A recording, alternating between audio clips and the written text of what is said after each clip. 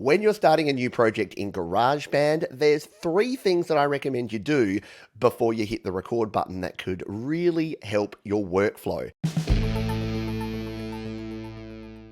Let's take a look at these now. So, when you're starting a new project, the inclination is to just start creating. Yeah? And this is why GarageBand's so cool, because you can just come in here, you can grab any instrument, you can hit the record button, and you can start recording.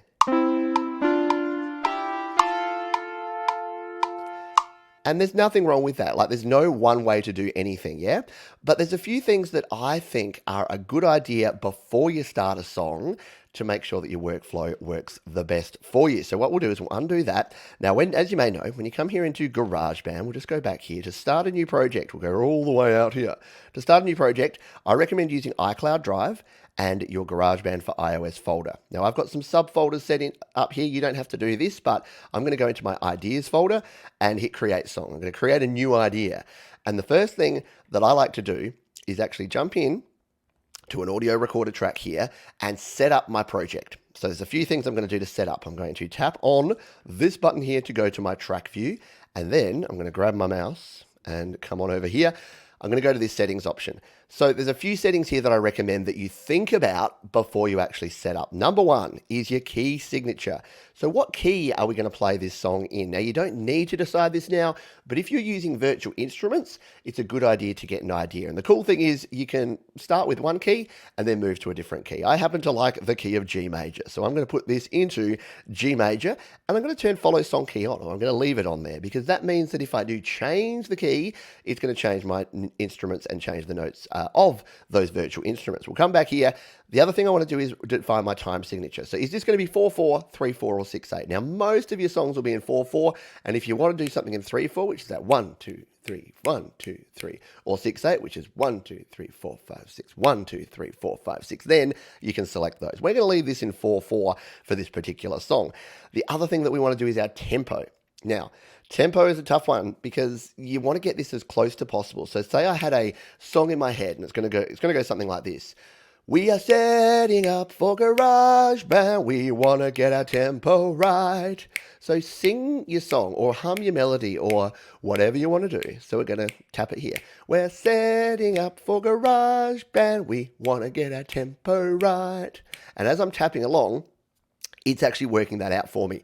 So we're going to go with that. We're going to go with 86 for our tempo here, and we'll hit the settings button.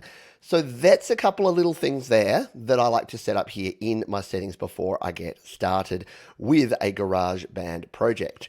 The next thing is to set up a click track. Now, you might be thinking, Pete, there's a metronome right there, but have you heard the metronome lately? Yeah, it sounds like this.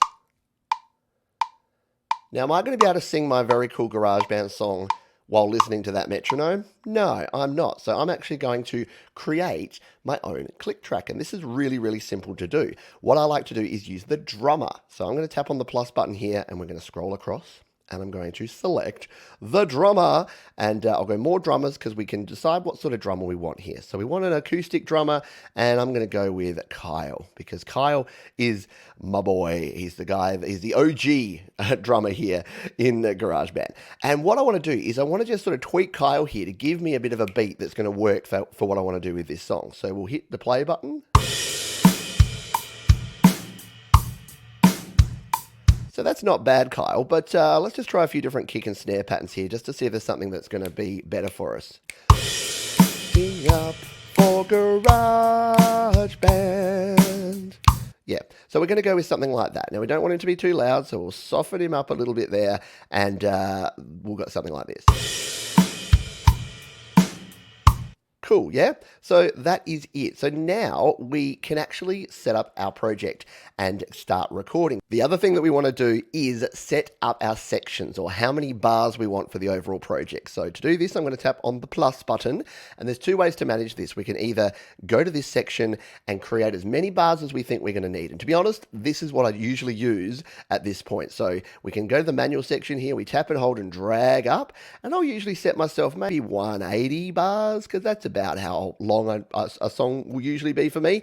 And there you go. We've now got that drum beat throughout the entire project. I can now turn off the metronome and forever we'll have our drum going on there.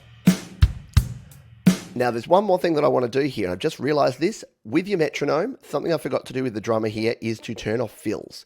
So fills are cool, but you don't want them while you're recording. So I'll put my fills down to 0 on there and come on back to here. So now we've got ourselves a nice track set up. You might be thinking, well, what if I want to add in sections afterwards?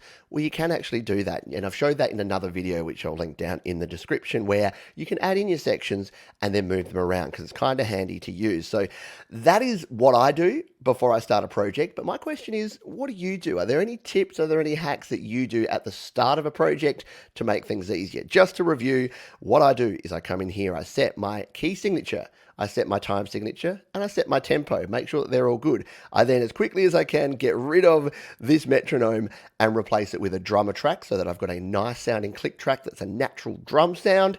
And then I make sure that I've got enough space to start recording. And now all that's left to do is come in here and layer up my vocals, my keys, my drums, my bass, and start recording a project here in GarageBand. One bonus tip, and I was just reminded here on the live stream by Joe, and that is to give yourself a lead in. And I actually do this, but I forgot to do it in this video. So if we tap on here, let's add another section and make it 4 bars.